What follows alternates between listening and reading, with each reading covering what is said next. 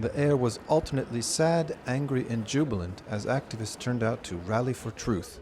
In a concert-like setting, activists condemned the shutdown of Russian independent media outlets and decried their Kremlin-linked colleagues, whom they hold directly responsible for manipulating the population into supporting what they consider to be contemptible military action in Ukraine.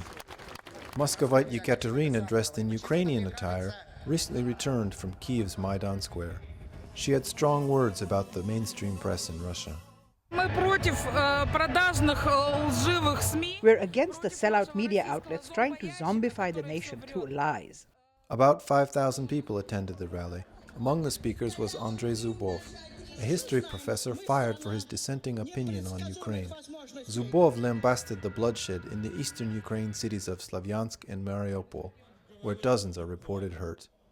Если вы видите, что войну называют миром, when you see war being called peace and occupying forces being called peaceful citizens, know that you are being led off a cliff.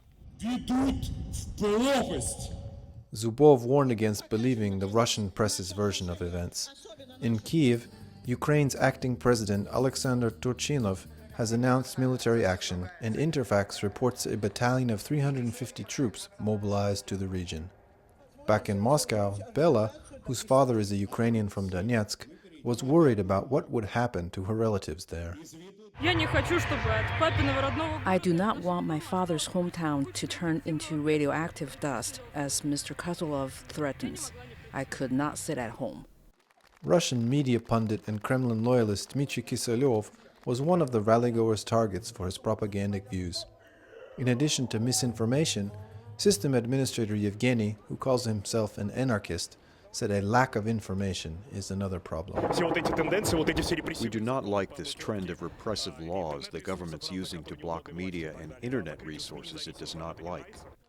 As the situation becomes convoluted and murky, Muscovites, Russians, Ukrainians, and the rest of the world wait for any information that could prevent the war that appears to be coming.